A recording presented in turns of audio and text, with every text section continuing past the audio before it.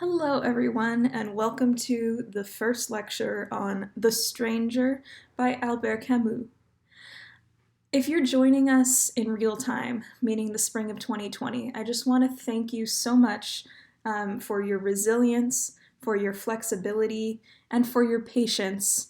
It's taken me a little while to get this lecture out to you, and everyone is doing so well considering our circumstances.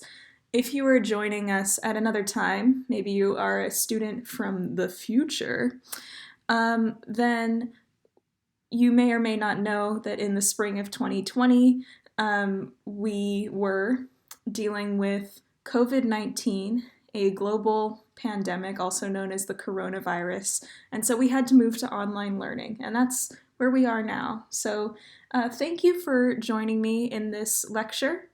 Now, without further ado, let's talk about the stranger, also sometimes translated as the outsider.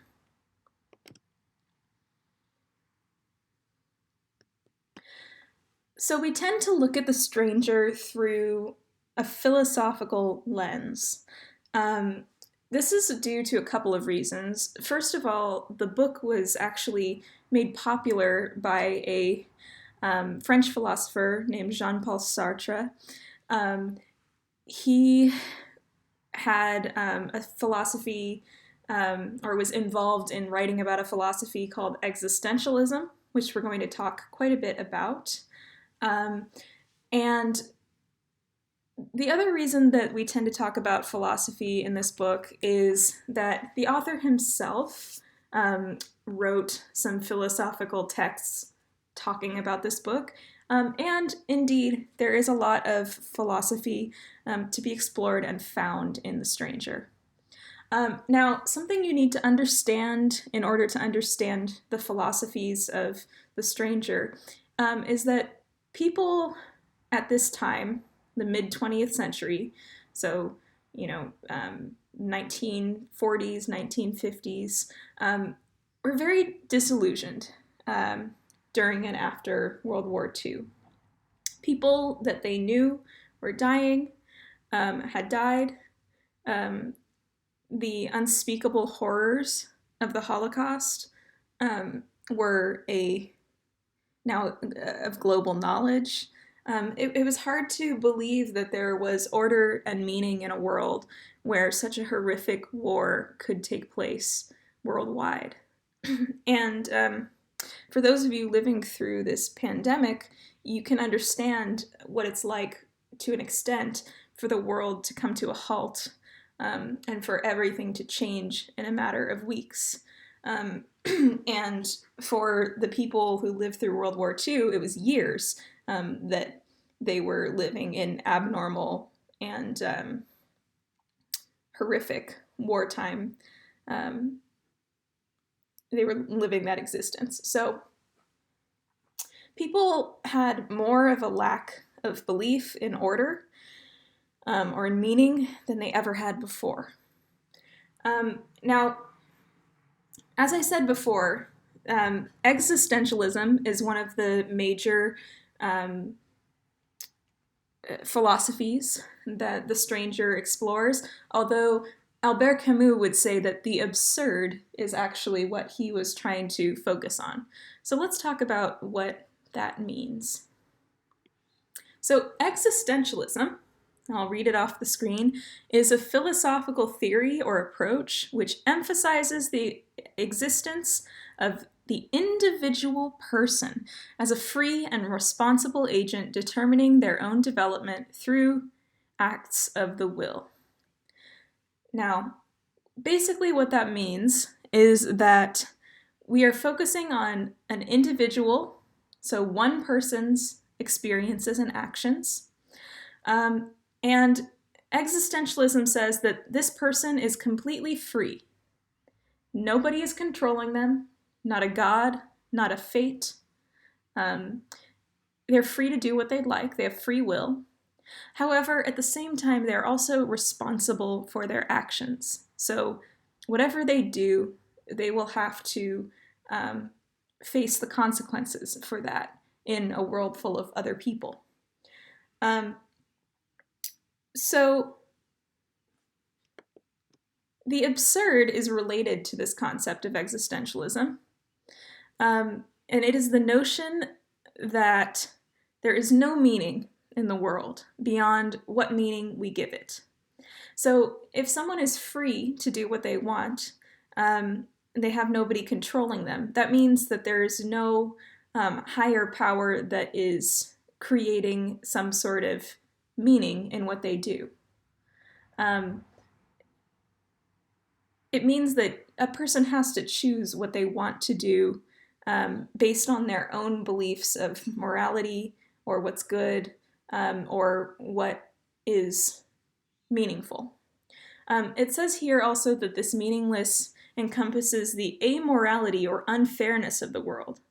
So in the view of the absurd, negative things can happen to very good people because there's no sort of order. Anything can happen. And it's the meaning that we apply to it that gives it some sort of story or meaning. So this is just a really basic introduction to existentialism and the absurd. But if you want more, Crash Course is a great place to go. I'm not going to play the video in here, but Crash Course Philosophy number 16, Existentialism. Also this Existentialism in 3 Minutes video, if you search that on YouTube, I'll also link it below. Really, really helpful. You can also check out the papers or digital documents that I gave you with introductions to existentialism and some of the terms. Now, I also, before we go on, want to touch on the idea that the absurd is going against very, very established traditions, especially in the 1940s. So the fact that there's no meaning and that there's no fate or guiding principles of morality to the greater world or universe opposes the traditional Judeo-Christian Islamic perspective. And that establishes that life's purpose is about the fulfillment of God's commandments, right? It's about God's will or God's plan for people. So for years and years and years, up and even today, people generally believe that God's commandments give life purpose and meaning. But to live the life of the absurd means rejecting a life that finds or pursues specific meaning for man's existence, since there is nothing to be discovered. So there's no greater meaning there, which means that you have to, by definition, reject a life that finds meaning, because you're not going to find it. Only whatever you come up with is going to be some sort of echo chamber from your own beliefs, not a greater truth. So that was what the French existentialists were dealing with in the 1940s during and after World War II. They were suggesting that it's possible that life has no meaning, that any search for meaning is simply man's way of trying to tell a story to himself and make sense of a nonsensical world. It was very controversial. Now, I should also mention here, and it mentions it in the Crash Course video if you watch that there were Christian existentialists who dealt a lot more with free will, and they believed that basically, usually what a Christian existentialist believes is that God made the universe, made the world, but had no specific meaning in mind when making it. And so there is a creator, there is divinity, but it's still up to man to decide what the meaning of life is. And people are still free and responsible agents. So if you're interested in that, definitely look up Christian existentialism. It's fascinating. Existentialism and the absurd are really interesting to read about and to discuss with friends and family. So enjoy. We're also going to discuss it more ourselves, but first we need to meet Meursault. He is the main character, the protagonist of this story. And I took this description from SparkNotes. I'm going to always try and let you know when I have taken information from another website. And if words are italicized, that means that it's a quote. So Meursault is very complex. SparkNotes says that he is psychologically detached from the world around him. Events that would be very significant for most people, such as marriage, a marriage proposal, or a parent's death, they don't matter to him, at least not on a sentimental level. So that means he's not really feeling warm and fuzzy or emotional or welling up with tears when these things happen. He simply does not care that his mother is dead, which is the first incident in the book, or that Marie, his girlfriend, loves him. So this is the main character that we're dealing with. Another thing about Meursault, though, is that he's honest, which means he does not think of hiding his lack of feeling by shedding false tears over his mother's death. So he displays indifference, and he therefore challenges society's accepted moral standards, which dictate that one should grieve over death or do one thing or another. So Meursault is, in some ways, radical. He lives in a way that is authentic to him, even when the society says that it's wrong. Now, Meursault's not always likable. And in fact, many students, I know some of you have expressed that you feel that you don't understand him. Some people have very violent reactions to his character. It says here, because Meursault does not grieve, society sees him as an outsider, a threat, even a monster. And oftentimes readers also see that. But we do have to recognize that from an existential point of view, his honesty in some way is moral. He's doing what is right for him, which makes him a very interesting character, if not likable. Now, I use the word moral, but we do have to remember that Meursault is neither moral or immoral. He is amoral. That means he simply does not make the distinction between good and bad in his own mind. If there's no meaning, if this is an absurd world that we're living in, according to this book, then morality cannot truly exist. It only exists in the world of man.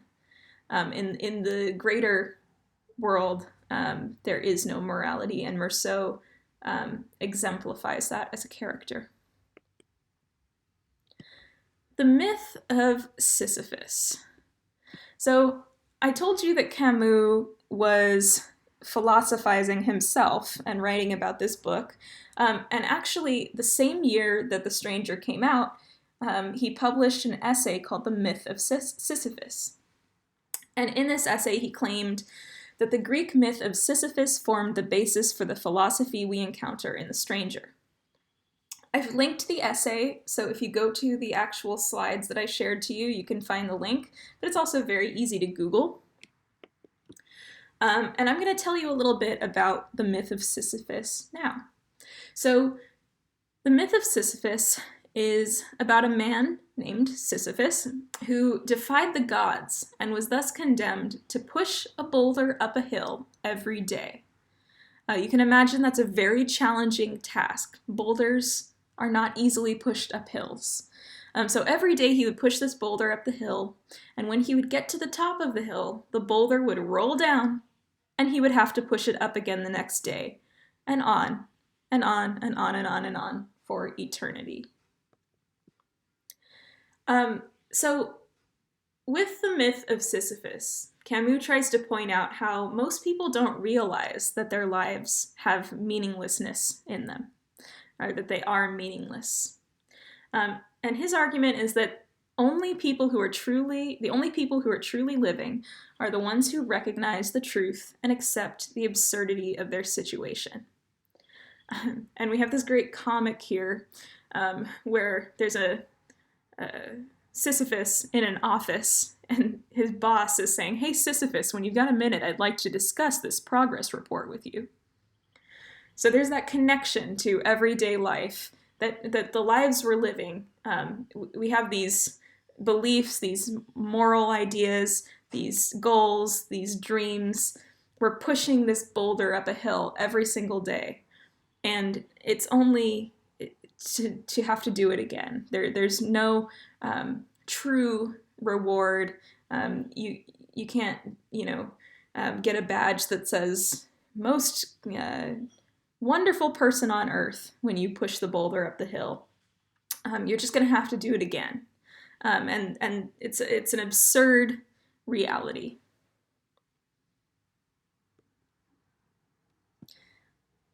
His famous line, as it says here in this essay, is, "What counts in life is not the best living, but the most living." So it's not that you did things in the most moral or the most true or the best way. You didn't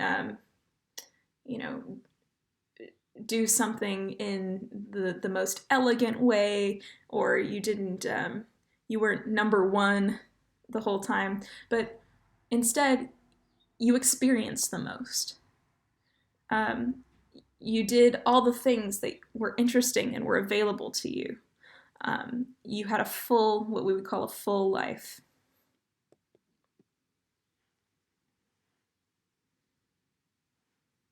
Here's another quote. And a little song comes to mind. It's about Sisyphus and our modern world. So if you're interested, there is a link to that song in the slide notes for some fun. A warning before you continue. This book might test your understanding of reality and morality. So perhaps you've already arrived at this point in just learning about the absurd and existentialism. But this book is designed to make you question your beliefs, question what you think is true. And that's totally okay. I always like to give the disclaimer that this is not an opportunity for me or anyone else to preach to you and for you to absorb it blindly. In fact, existentialists would be wholeheartedly against that. They would want you to take the initiative and use your freedom of choice to decide what you think. But this book is going to present situations and characters that do not align with the common person's ideas of what is good and what is right. And that's excellent for your critical thinking skills. This is going to challenge you, I hope. And it will either make you more certain of beliefs that you already have, or it might shift your beliefs, or it might deepen your understanding of your own beliefs. So that is some very exciting stuff, and I hope that you enjoy the struggle. So as you're reading, I want you to ask yourself some questions that will help you to ground your reading in philosophy. So first of all, what do I think about this situation? So what is my personal belief about what is going on with the characters and events in the book?